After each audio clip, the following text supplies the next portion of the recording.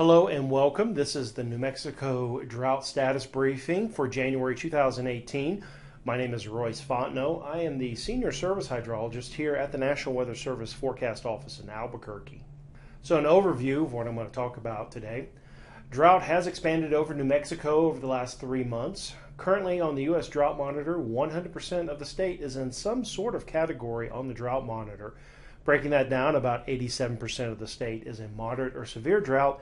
About 6% is in the category we actually call severe drought, and I'll talk a little more about what that means.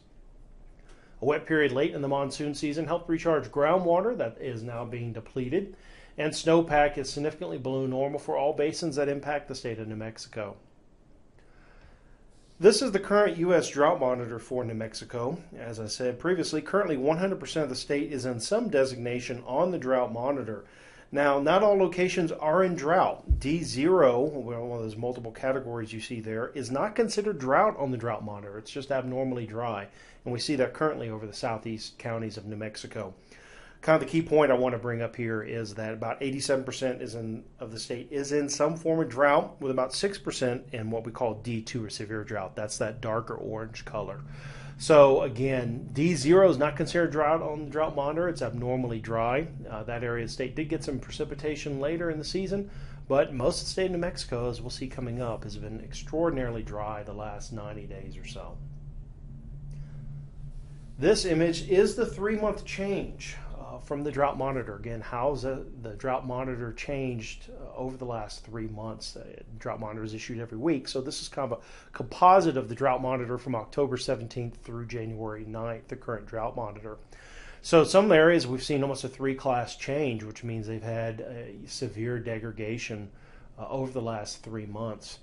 And kind of a key point here is the entire state has dried out the last 3 months. Back in October, for the first time, the U.S. Drought Monitor, we had almost overall the state had no drought ending in that monsoon period. So you see some degradation. We had a little bit coming in over the western part of the state where you see there's been that 2-category degradation, mainly over the Arizona-New Mexico border. Where there have been some extended dryness. But this summer we did go into a period where for the first time since the Drought Monitor has been around since 1999, we had no areas of the state of New Mexico showing drought on the Drought Monitor. However, since then, since the severe weather we had in the state late September, early October, that rainfall moisture has just gone away. The tap has been turned off. So that's kind of the conditions we're seeing now statewide. So let's talk a moment about the drought severity classification. What do these categories mean? So how do we classify it? We've got 5 categories, D0 through D4. And this table is from the U.S. National Drought Mitigation Center at University of Nebraska-Lincoln. They're the host center for the U.S. Drought Monitor. And so we've tied drought in multiple ways. What the Drought Monitor is it's a combination of objective criteria, how much rain or snow do we have and have had, along with several other drought indicators. Usually these are some sort of hydrometeorological index, and you see several of those here on the right, as well as we tie it to impacts, because just because, for example, if you're dry in a dry period in a dry location, like a good bit of the state of New Mexico, that doesn't necessarily mean you're in drought. So we try to tie what we see from the numbers to what we see in reality on the ground, and that's what you're seeing right here. So later in this presentation, we're going to talk about 2 of these drought indices, the Streamflow percentiles from the U.S. Geological Survey, and then we're going to talk about the Standardized Precipitation Index. But we also tie it to statistically that number on the far right. What you're seeing is kind of a check. How often in the record should you see these things? So, for example, D4 is exceptional drought. That's something you should only see, less than 2% of the time in an area's climate record. But the drought authors, are a nationwide group of climatologists at various national centers. Some National Weather Service, some U.S. Department of Agriculture, and the Drought Mitigation Center, with input from those of us at the local level on what's going on. So kind of the key point to take away from this table here is, how statistically we look at drought using various hydrometeorological index values, and then kind of what those impacts are, and kind of keying in what you can expect with those levels as far as potential impacts when we have that. For example, D1, which most of the state is in that moderate drought, we might start seeing some damage to crops and pastures, streams, reservoirs, wells may be low.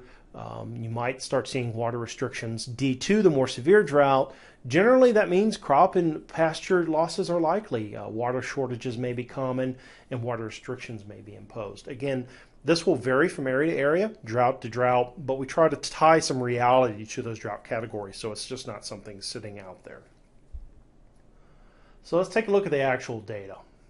So this is the 30-day percentage of normal. This is as of the morning of January 11th.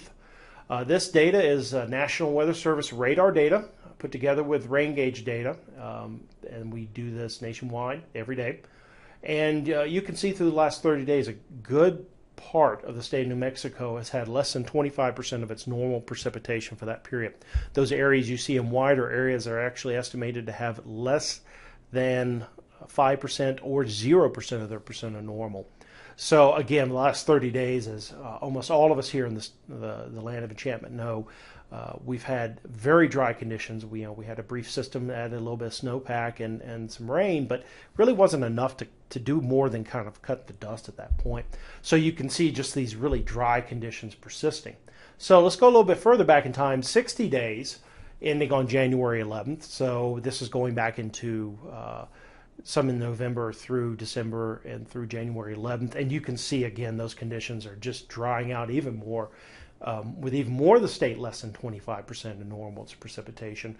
Again, you've got some areas that have a little bit more, particularly the southern tier of the state of New Mexico did have some precipitation, but by and large, we just really have not gotten the rainfall.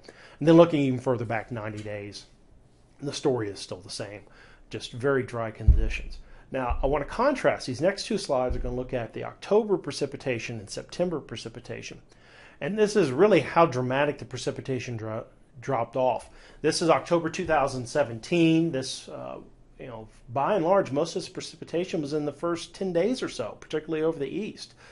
We had extremely heavy rainfall, had a lot of severe weather, some flooding out there. We had areas of the eastern plains that reported 6 inches of rainfall in 24 hours. So very wet conditions in October. Now, the benefit of that is, of course, is that provides more water back into the ecosystem. Groundwater was able to recharge in those upper layers. You start seeing, though, if you look real carefully at the map, there's that hole right there, right here in Bernalillo County, for those in the Albuquerque metro area, where we just weren't seeing the precipitation. And of course, over the west, you have a large gap there of precipitation. Now, one thing I want to point out about these graphics, this is produced by our river forecast centers. Those are part of the National Weather Service, and each one has a little bit different method of producing the rainfall graphic. To our west, the River Forecast Center based out of Salt Lake City, because of mountains and issues with the coverage of our radars, we don't have as much precipitation data out there. So it's a little bit of different method, and you can see that boundary around the Continental Divide over the western U.S. But the story, that data is based off mainly rain gauges, but the story is still there. You had dry conditions even then in October. But again, the highlight I want to highlight on this graphic is you're seeing the heavy rainfall, particularly over the eastern plains, east of the Central Mountain Chain. And then September was really good for a good part of the state. Again, we're looking at values that a percentage of normal, 300 to 400% normal for the state for the month of September over a good part of the eastern plains. So we had a very wet period. You can see the southwest part of the state, not so much with that monsoon, but a good majority of the state of New Mexico, that late September, early October, got a really good dose of precipitation, and we needed that for the Pecos River. Currently, most of those reservoirs are actually at their kind of full level. So going into this next, this irrigation season, at least on the Pecos, a lot of those reservoirs are in pretty good shape right now. So talked about the SPI, the Standardized Precipitation Index. What is the SPI? SPI is a way for those of us who are in the hydrology, meteorology field to kind of compare apples to apples. How different is the rainfall that you're currently seeing in an area from what it should be normally? Where a 2-inch rainfall event in a day here in New Mexico is a pretty good rain, further east of the Mississippi River, that's not generally a overwhelming event. So what the SPI helps us do is compare apples to apples. So really, again, here, the emphasis here is on the pattern. That 120-day SPI, those bright purples, those greens, those are above normal precipitation. So you can already see at 120 days, the southwest part of the state, down near the Gila Mountain, those Catron County, those areas are really starting to dry out at that point. They were not getting the monsoon moisture, whereas you can see east of the Central Mountain chain at 120 days back in that September, October time period, really got a good dose of precipitation. However, when you take that out of the equation, starting really at about October 12th, when that system wrapped up, the dryness starts, and you can see that progression going through the 60 days and the 30 days. That dry has just continued there. So again, this is a way to kind of standardize what we're seeing, but the trend is there. We're just have entered a really dry period. And this dry period is due to La Nina. This is very typical of a La Nina pattern. Talking about snowpack, everyone wants to talk about snowpack. All the basins that affect New Mexico are well below normal. So we'll start on the right. This is the Colorado snowpack, snow water equivalent percent of normal. And when we talk about snowpack, hydrologists, we tend to look at snow water equivalent, not the depth of the snow. Basically, what we're interested in is if I melted the entire column of snow, how much water would I get out in the equivalent of rainfall? So that's what snow water equivalent is. And you can see the two main basins that affect New Mexico are the Upper Rio Grande, and really this is lumped together, but we're looking at the Animas and San Juan. But combined, those basins are not doing very well, each at about 34% as of this morning, the January 12th. So that's going to have major impacts on the inflows. If this trend continues, we'll have some significant impacts on inflows for the Animas River, the San Juan River, and of course the headwaters of the Rio Grande. Taking a look at the graphic on the left, the SNOTEL, these are automated stations. That's what SNOTEL stands for. Up in the mountains that measure the snowpack. We're not doing well in New Mexico at all. The Rio Chalma Basin is kind of our best basin right now at about 25% of normal. But all these basins are doing very poorly. Again, this is statistically very significant. These are well below normal, and if this trend continues, could have a very large impact on our water supply this year. Again, this is not abnormal on the climate record. We've seen runs like this. This is very typical of a La Nina pattern, which we are currently in. So taking a look at the USGS, U.S. Geological Survey, they're the ones who do most of the measuring of rivers and streams for the United States, looking at their 28-day average stream flow. Now this is looking at the average compared to what the long-term average is. And kind of the key fact I want to bring up on these graphics is don't look at the basins that are highly regulated. Don't really look at the Pecos. Don't really look at the Rio Grande. Those basins are very regulated. That water is controlled by various government agencies in line with compacts. Pay attention to those basins that are not regulated. So in particular here on the graphic on the right is what we're looking at here. Look at those basins that are in dark red. Almost all of those basins are unregulated. So particularly in the southwest, you're talking about the San Francisco, the Gila. In the eastern plains, you're seeing a lot of those smaller basins there. Those are the unregulated basins. Those are the ones that are going to show the impact of the drought the most because there is no reservoirs on those basins. So some of those are low. They're less than 10% of normal. And what you're seeing there is the impacts of that upper level drying. So particularly over the eastern plains, you can see there's some basins that are in that less than 10%, 10 to 24% of our average stream flow. Those areas have had heavy rainfall right about 120 days ago. That because of the drought, that is now gone. Those basins have been showing pretty good stream flow, but now that's gone. So like I said, the key points here, unregulated basins in the west are really seeing this long-term deficit. We didn't get the monsoon moisture along the Arizona and New Mexico border and those territories that we saw elsewhere. To the east, those unregulated basins, off in the Clovis area up near Ute Dam are starting to see those impacts of that soil moisture being depleted in the upper levels. Again, that recharge was great. It's really helped us, but the dry and warm conditions have helped deplete that. Speaking of soil moisture, this is a product we look at, It's from our colleagues over at NASA, a project called SPORT. This is a combination of a computer model with satellite data and real data. So this updates consistently, and it looks at soil moisture.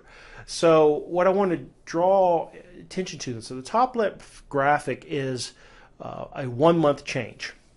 So when we look at the soil, we look at various layers in it, up to 200 centimeters, 2 meters, right about 6 feet total or so.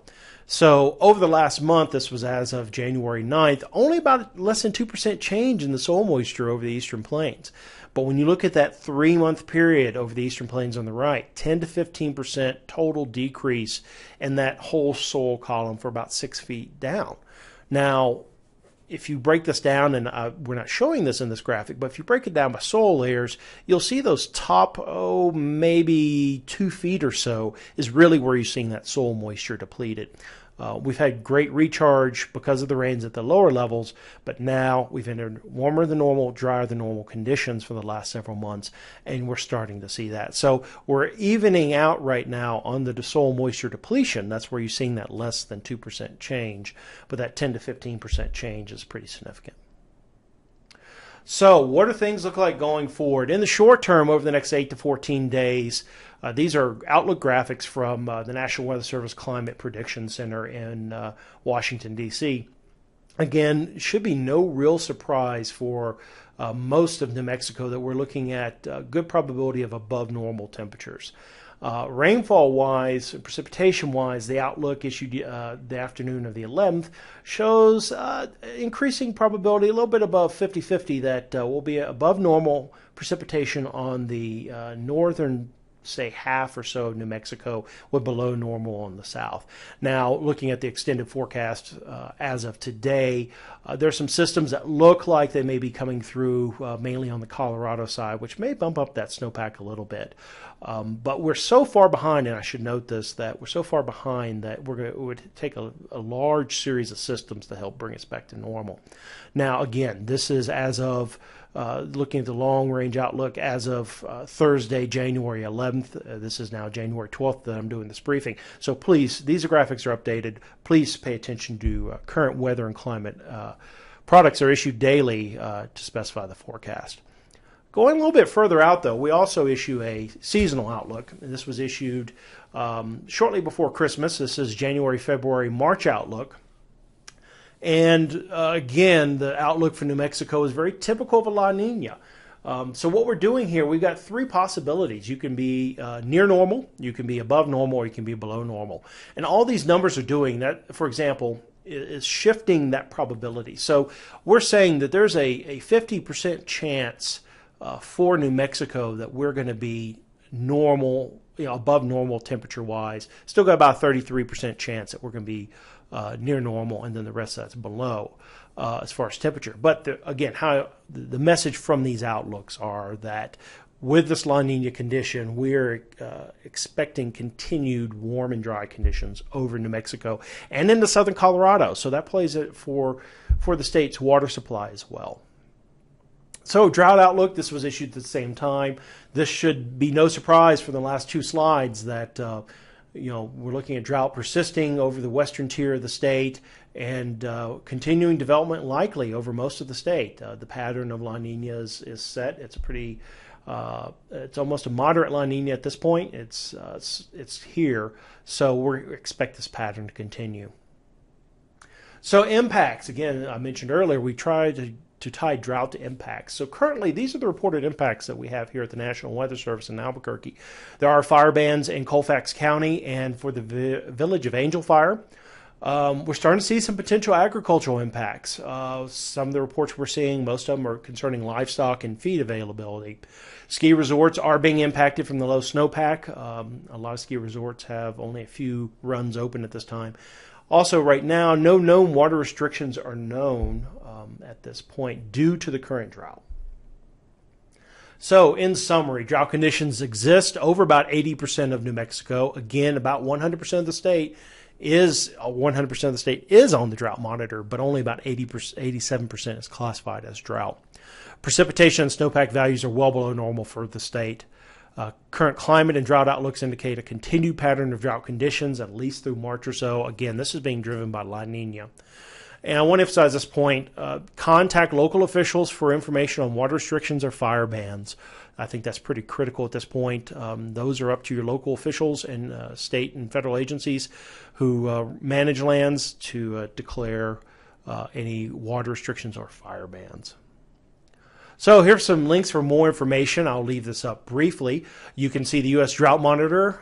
There's the web address for that. There are 3 Weather Service offices that cover the state of New Mexico, Albuquerque, El Paso, and the Midland, Odessa Forecast Office. You can get the USGS Streamflow conditions at that location. The New Mexico Climate Center down at New Mexico State University, home to our state climatologist. That's a good source for information here in New Mexico.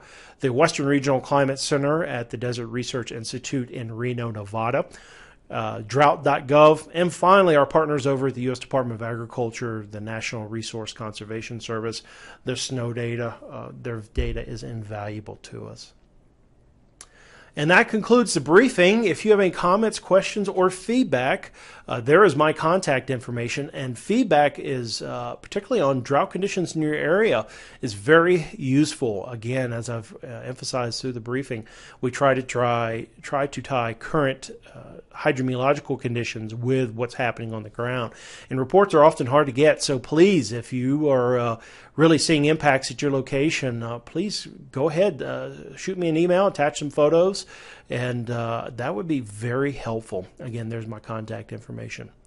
I appreciate the attention you've paid, and any feedback is greatly appreciated. Thank you.